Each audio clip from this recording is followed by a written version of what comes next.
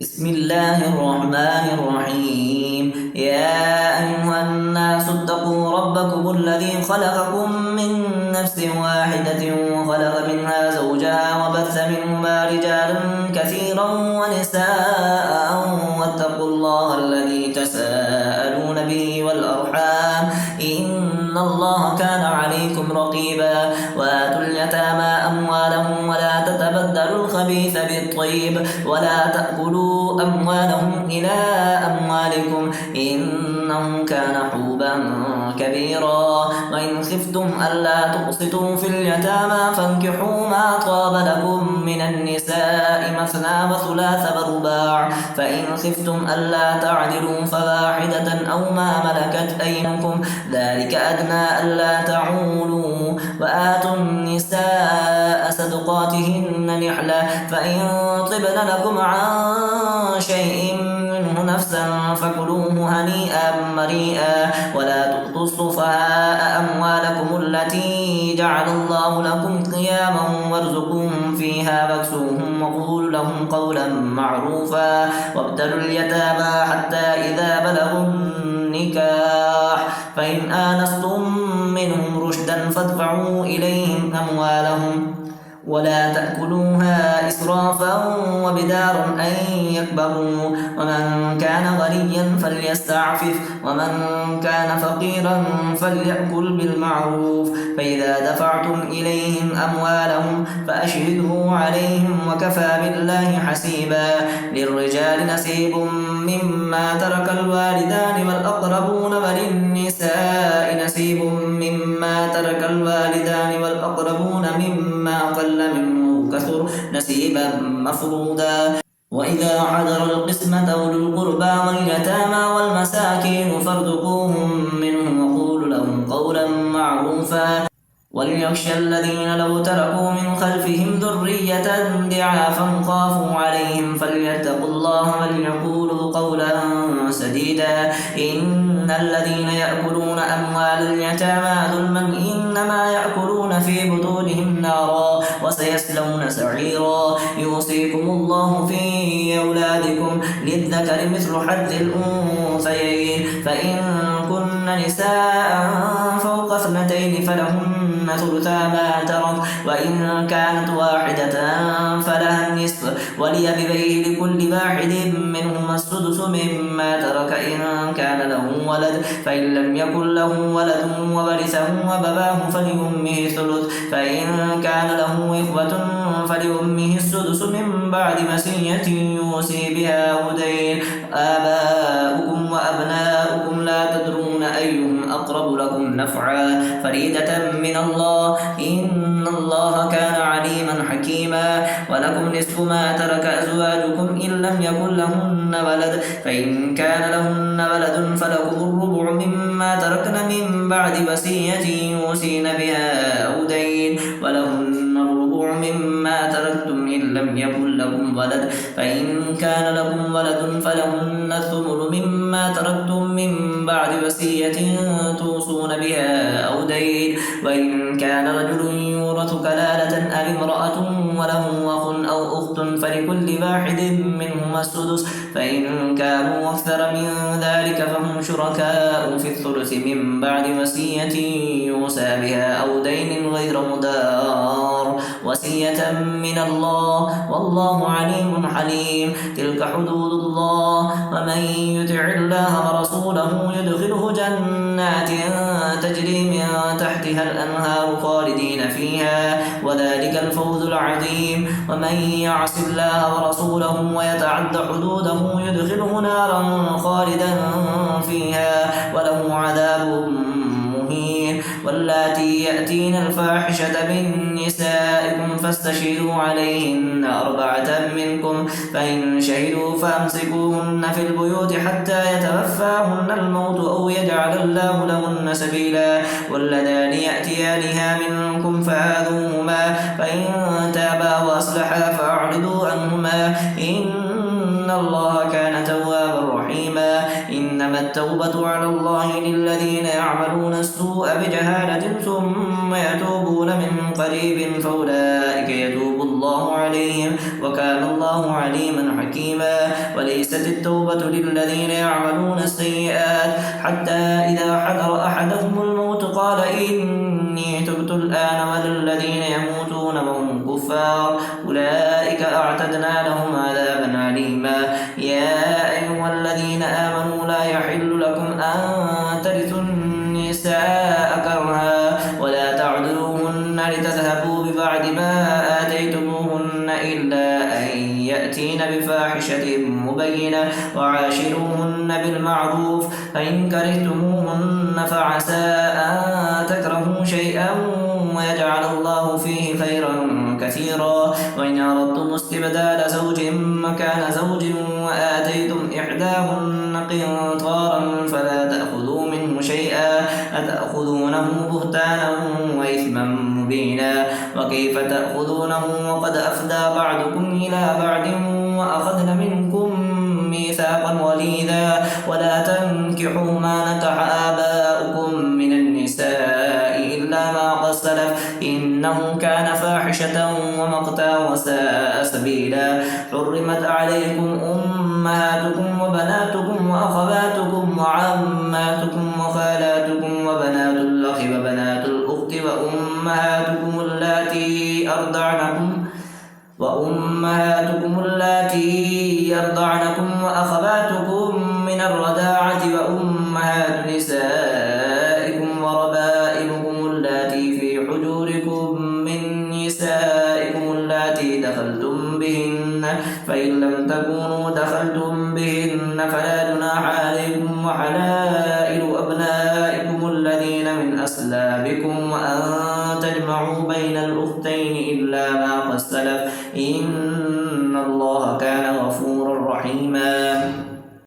والمحسنات من النساء إلا ما ملكت أيمانكم كتاب الله عليكم وأحل لكم ما وراء ذلكم أن تبتغوا بأموالكم محسنين غير مسافحين فما استمتعتم به منهن فآتوهن أجورهن فريدا ولا جناح عليكم فيما تراديتم به من بعد الفريدة إن الله كان عليما حكيما. ومن لم يستطع منكم طولا أن ينكح المحسنات المؤمنات فمما ملكت أيمانكم من فتياتكم المؤمنات والله أعلم بإيمانكم بعضكم من بعض فانكحوهن بإذن أهلهن وآتوهن أجورهن بالمعروف محسنات غير مسافحات ولا متخذات أخدان فإذا أحسن فإن أتين بفاحشة فعليهن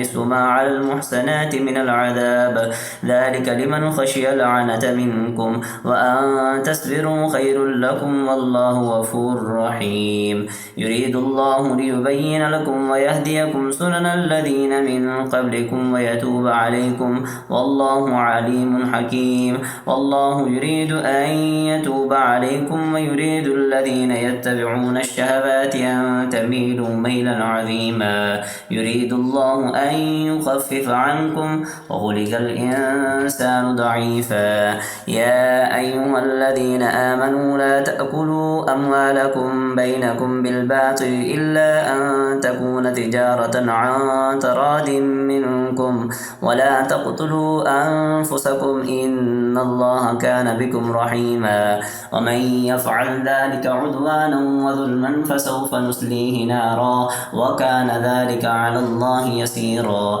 إن تجتنبوا كبائر ما تنهون عنه نكفر عنكم سيئاتكم وندخلكم مدخلا كريما. ولا تتمنوا ما فضل الله به بعدكم على بعد للرجال نصيب مما اكتسبوا وللنساء نصيب مما اكتسبن واسألوا الله من فضله إن الله كان بكل شيء عليما. ولكل جعلنا موالي مما ترك الوالدان والأقربون والذين عقدت أيمانكم فآتوهم نصيبهم إن الله كان على كل شيء شهيدا. الرجال قوامون على النساء بما فضل الله بعدهم على بعد وبما أنفقوا من أموالهم فالصالحات قانتات حافظات للغيب بما حفظ الله واللاتي تخافون نشوزهن فاعظوهن واهجروهن في المضاجع واضربوهن فإن أطعنكم فلا تبغوا عليهن سبيلا إن الله كان عليا كبيرا وإن خفتم شقاق بينهما فابعثوا حكما من أهله وحكما من أهلها إن يريدا إصلاحا يوفق الله بينهما إن الله كان عليما خبيرا واعبدوا الله ولا تشركوا به شيئا وبالوالدين إحسانا وبذي القربى واليتامى والمساكين والجار ذي القربى والجار الجنب والصاحب بالجنب وابن السبيل وما ملكت أيمانكم إن الله لا يحب من كان مختالا فخورا الذين يبخلون ويأمرون الناس بالبخل ويكتمون ما آتاهم الله من فضله وأعتدنا للكافرين عذابا مهينا والذين ينفقون أموالهم رئاء الناس ولا يؤمنون بالله ولا باليوم الآخر ومن يكن الشيطان له قرينا فساء قرينا وماذا عليهم لو آمنوا بالله واليوم الآخر وأنفقوا مما رزقهم الله وكان الله بهم عليما إن الله لا يظلم مثقال ذرة وإن تك حسنة يضاعفها ويؤت من لدنه أجرا عظيما فكيف إذا جئنا من كل أمة بشهيد وجئنا بك على هؤلاء شهيدا يومئذ يود الذين كفروا وعصوا الرسول لو تسوى بهم الأرض ولا يكتمون الله حديثا يا أيها الذين آمنوا لا تقربوا الصلاة وأنتم سكارى حتى تعلموا ما تقولون ولا جنبا إلا عابري سبيل حتى تغتسلوا وإن كنتم مرضى أو على سفر أو جاء أحد منكم من الغائط أو لامستم النساء فلم تجدوا ماء فتيمموا صعيدا طيبا فامسحوا بوجوهكم وأيديكم إن الله كان عفوا غفورا ألم تر إلى الذين أوتوا نصيبا من الكتاب يشترون الضلالة ويريدون أن تضلوا السبيل والله أعلم بأعدائكم وكفى بالله وليا وكفى بالله نصيرا من الذين هادوا يحرفون الكلم عن مبادعه ويقولون سمعنا وعصينا واسمع غير مسمع ورائنا ليا بألسنتهم وطعنا في الدين ولو أنهم قالوا سمعنا وأطعنا واسمع وانظرنا لكان خيرا لهم وأقوم ولكن لعنهم الله بكفرهم فلا يؤمنون إلا قليلا يا أيها الذين أوتوا الكتاب آمنوا بما نزلنا مصدقا لما معكم من قبل أن نتبس وجوها فنردها على أدبارها أو نلعنهم كما لعنا أصحاب السبت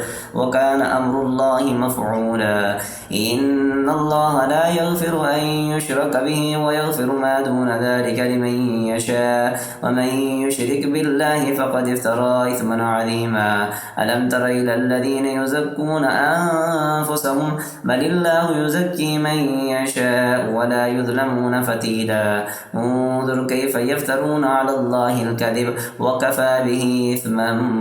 مبينا ألم تر إلى الذين أوتوا نصيبا من الكتاب يؤمنون بالجبت والطاغوت ويقولون للذين كفروا هؤلاء أهدى من الذين آمنوا سبيلا أولئك الذين لعنهم الله ومن يلعن الله فلن تجد له نصيرا أم لهم نصيب من الملك فإذا لا يؤتون الناس نقيرا أم يحسدون الناس على ما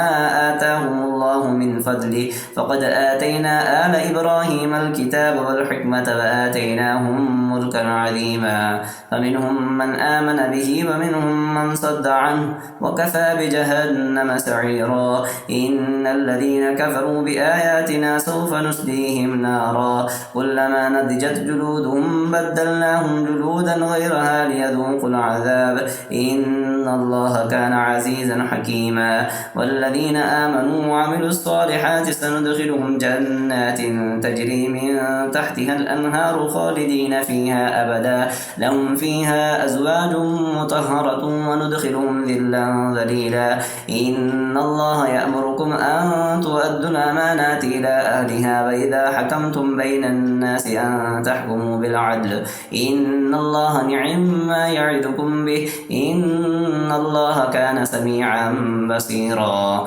يا أيها الذين آمنوا أطيعوا الله وأطيعوا الرسول وأولي الأمر منكم فإن تنازعتم في شيء فردوه إلى الله والرسول إن كنتم تؤمنون بالله واليوم الآخر ذلك خير وأحسن تأويلا ألم تر إلى الذين يزعمون أنهم آمنوا بما أنزل إليك وما أنزل من قبلك يريدون أن يتحاكموا إلى الطاغوت وقد أمروا أن يكفروا به ويريد الشيطان أن يضلهم ضلالا بعيدا وإذا قيل لهم تعالوا إلى ما أنزل الله وإلى الرسول رأيت المنافقين يصدون عنك صدودا فكيف إذا أصابتهم مصيبة بما قدمت أيديهم ثم جاءوك يحلفون بالله إن أردنا إلا إحسانا وتوفيقا أولئك الذين يعلم الله ما في قلوبهم فأعرض عنهم وعظهم وقل لهم في أنفسهم قولا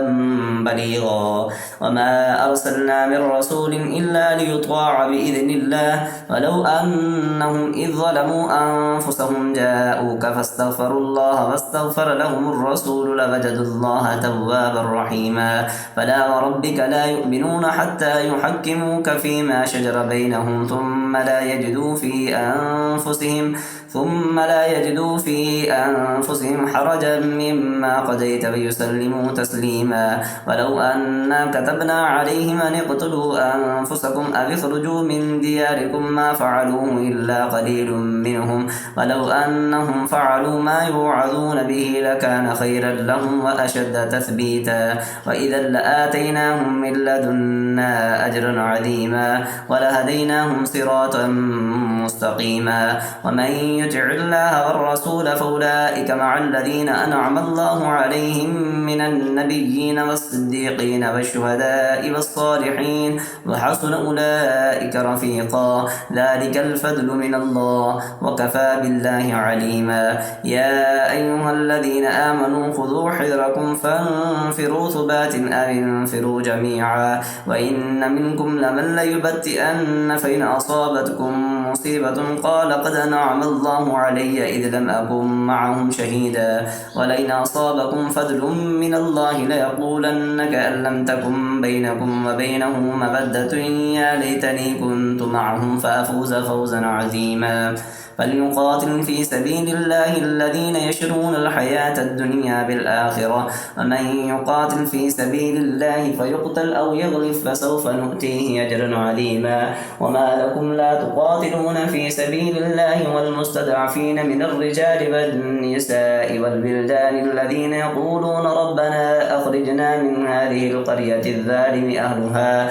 واجعل لنا من لدنك وليا واجعل لنا من لدنك نصيرا الذين آمنوا يقاتلون في سبيل الله والذين كفروا يقاتلون في سبيل الطاغوت فقاتلوا أولياء الشيطان إن كيد الشيطان كان ضعيفا ألم تر إلى الذين قيل لهم كفوا أيديكم وأقيموا الصلاة وآتوا الزكاة فلما كتب عليهم القتال إذا فريق منهم يخشون الناس كخشية الله أو أشد خشية وقالوا ربنا لم كتبت علينا القتال لولا أخرتنا إلى أجل قريب قل متاع الدنيا قليل والآخرة خير لمن اتقى ولا تظلمون فتيلا أينما تكونوا يدرككم الموت ولو كنتم في بروج مشيدة وإن تصبهم حسنة يقولوا هذه من عند الله وإن تصبهم سيئة يقولوا هذه من عندك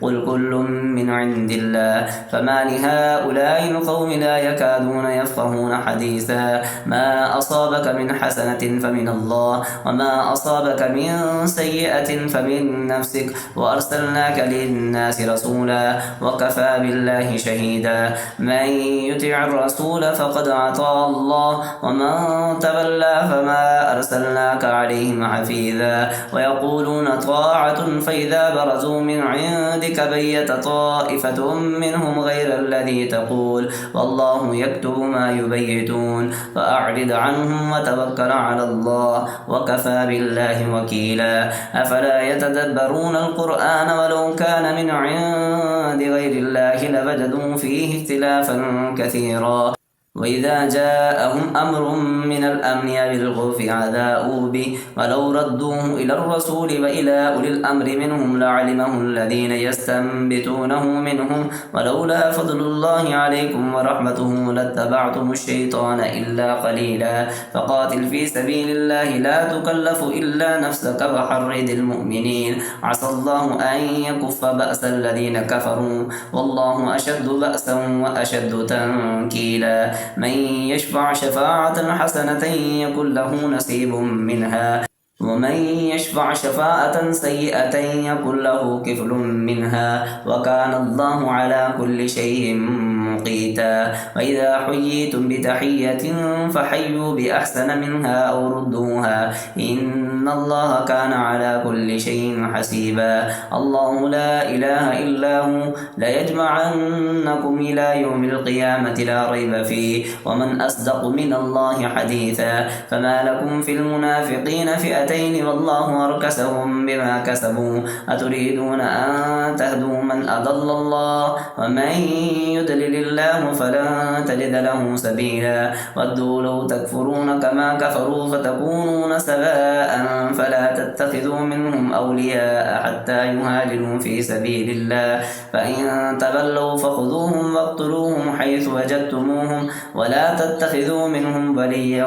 ولا نصيرا إلا الذين يصلون إلى قوم بينكم وبينهم ميثاق أو جاءوكم حسرت صدورهم أن يقاتلوكم أو يقاتلوا قومهم ولو شاء الله لسلتهم عليكم فلقاتلوكم فإن اعتزلوكم فلم يقاتلوكم وألقوا إليكم السلام فما جعل الله لكم عليهم سبيلا ستجدون آخرين يريدون أن يأمنوكم ويأمنوا قومهم كلما ردوا إلى الفتنة أركسوا فيها فإن لم يعتزلوكم ويلقوا إليكم السلام ويكفوا أيديهم فخذوهم واقتلوهم حيث ثقفتموهم وأولئكم جعلنا لكم عليهم سلطانا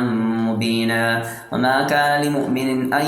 يقتل مؤمنا إلا خطأ ومن قتل مؤمنا خطأ فتحرير رقبة مؤمنة ودية مسلمة إلى أهله إلا أن يصدقوا فإن كان من قوم عدو لكم وهو مؤمن فتحرير رقبة مؤمنة وإن كان من قوم بينكم وبينهم ميثاق فدية مسلمة إلى أهله وتحرير رقبة مؤمنة فمن لم يجد فصيام شهرين متتابعين توبة من الله وكان الله عليما حكيما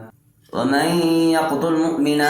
متعمدا فجزاؤه جهنم خالدا فيها وغضب الله عليه ولعنه وأعد له عذابا عظيما يا أيها الذين آمنوا إذا ضربتم في سبيل الله فتبينوا ولا تقولوا لمن ألقى إليكم السلام لست مؤمنا تبتغون عرض الحياة الدنيا فعند الله مغانم كثيرة كذلك كنتم من قبل فمن الله عليكم فتبينوا إن الله كان بما تعملون خبيرا لا يستوي القاعدون من المؤمنين غير أولي الضرر والمجاهدون في سبيل الله بأموالهم وأنفسهم فضل الله المجاهدين بأموالهم وأنفسهم على القاعدين درجة وكلا وعد الله الحسنى وفضل الله المجاهدين على القاعدين أجرا عظيما درجات منه ومغفرة ورحمة وكان الله غفورا رحيما إن الذين توفاهم الملائكة ظالمي أنفسهم قالوا فيم كنتم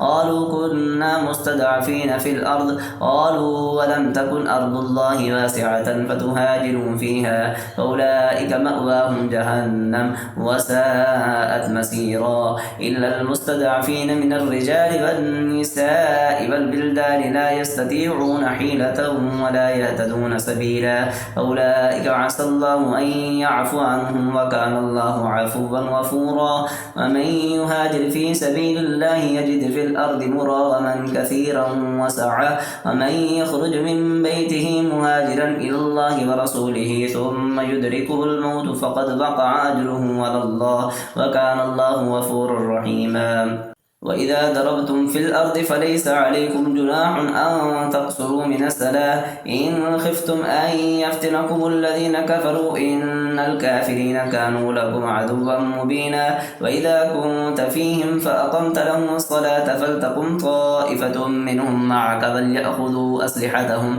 فإذا سجدوا فليكونوا من ورائكم ولتأت طائفة أخرى لم يصلوا فليصلوا معك وليأخذوا حذرهم وأسلحتهم ود الذين كفروا لو تغفلون عن أسلحتكم وأمتعتكم فيميلون عليكم ميلة واحدة ولا جناح عليكم إن كان بكم أذى من مطر أو كنتم مرضى أن تضعوا أسلحتكم وخذوا حذركم إن الله أعد للكافرين عذابا مهينا فإذا قضيتم الصلاة فاذكروا الله قياما وقعودا وعلى جنوبكم فإذا اطمأننتم فأقيموا الصلاة إن الصلاة كانت على المؤمنين كتابا موقوتا لا تهنوا في ابتغاء القوم إن تكونوا تألمون فإنهم يعلمون كما تألمون وترجون من الله ما لا يرجون وكان الله عليما حكيما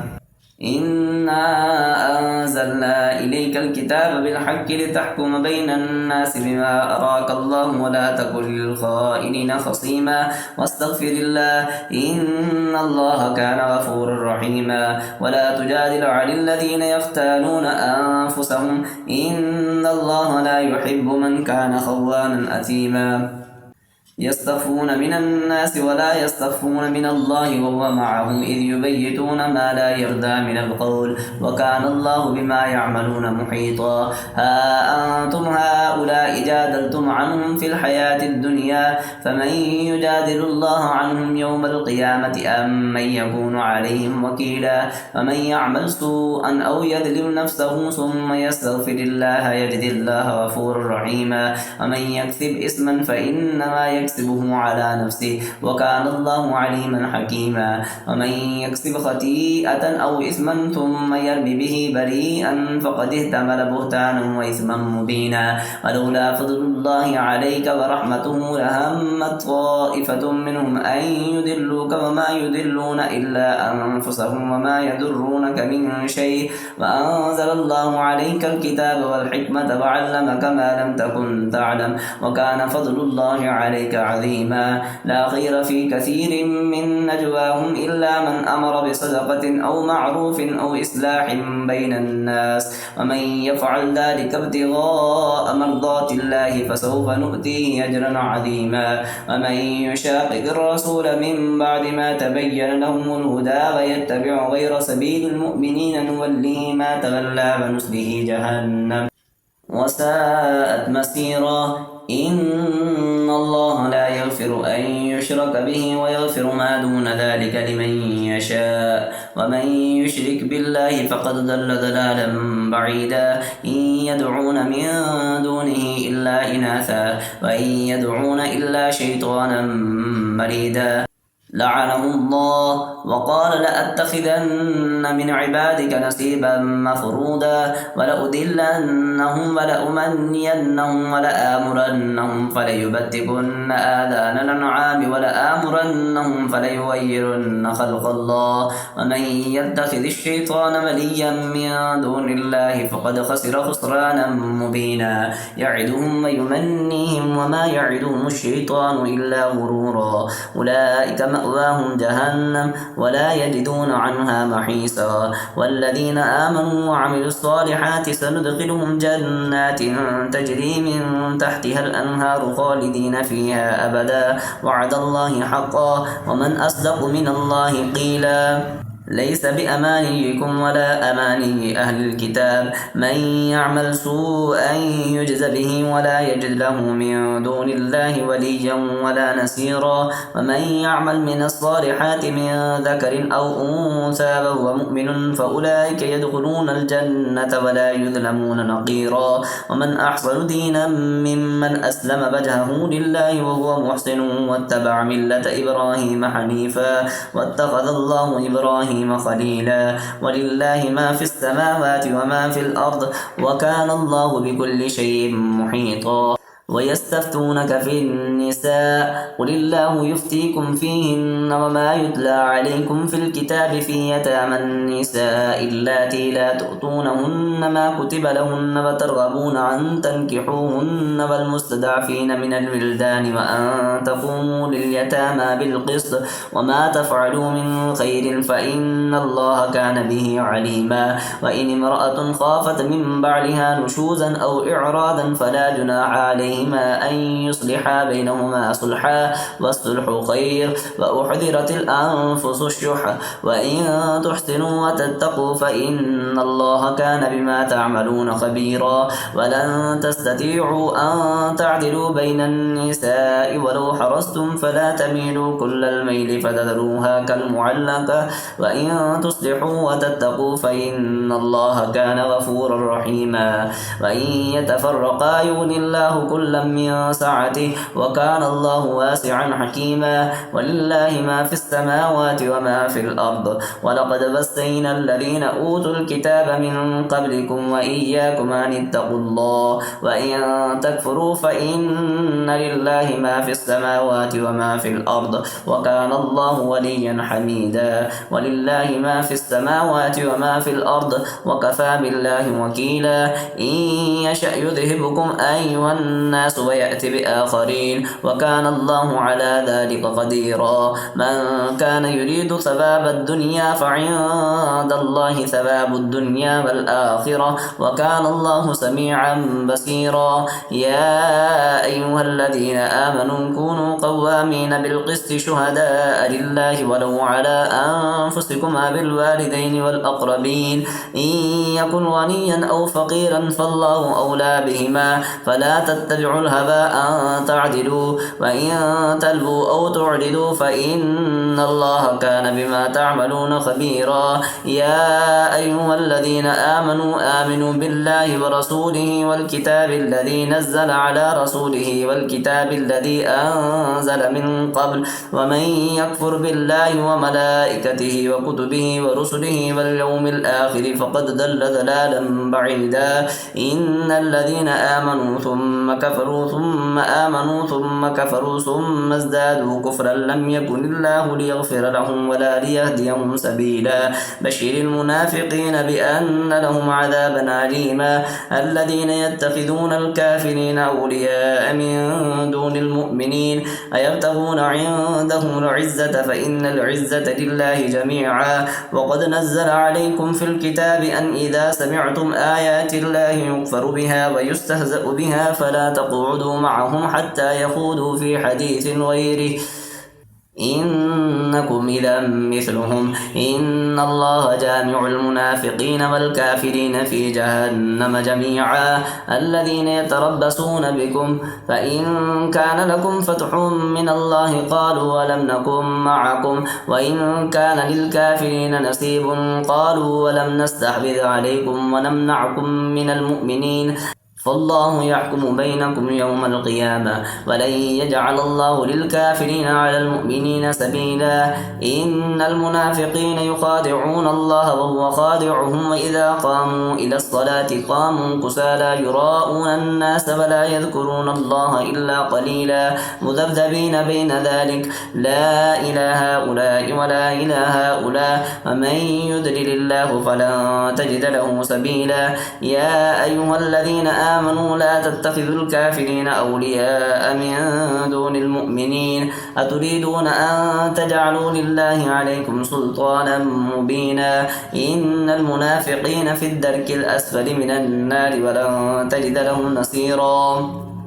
إلا الذين تابوا وأصلحوا واعتصموا بالله وأخلصوا دينهم لله فأولئك مع المؤمنين وسوف يؤتي الله المؤمنين أجرا عظيما ما يفعل الله بعذابكم إن شكرتم وآمنتم وكان الله شاكرا عليما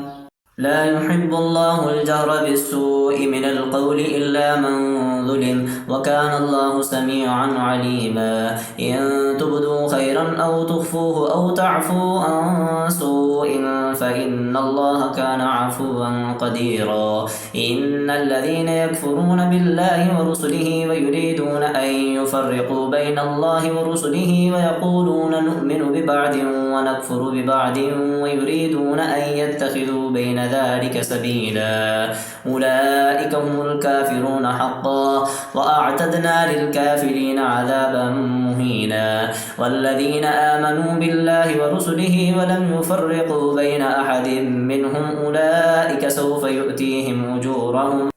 وكان الله غفورا رحيما يسألك أهل الكتاب أن تنزل عليهم كتابا من السماء فقد سألوا موسى أكبر من ذلك فقالوا أرنا الله جهرة فأخذتهم الصاعقة بظلمهم ثم اتخذوا العجل من بعد ما جاءتهم البينات فعفونا عن ذلك وآتينا موسى سلطانا مبينا ورفعنا فوقهم الطور بميثاقهم وقلنا لهم ادخلوا الباب سجدا وقلنا لهم لا تعدوا في السبت وأخذنا منهم ميثاقا غليظا فبما نقضهم ميثاقهم وكفرهم بآيات الله وقتلهم الأنبياء بغير حق وقولهم قلوبنا غلف بل تبع الله عليها بكفرهم فلا يؤمنون إلا قليلا وبكفرهم وقولهم على مريم بهتانا عظيما وقولهم إنا قتلنا المسيح عيسى ابن مريم رسول الله وما قتلوه وما صلبوه ولكن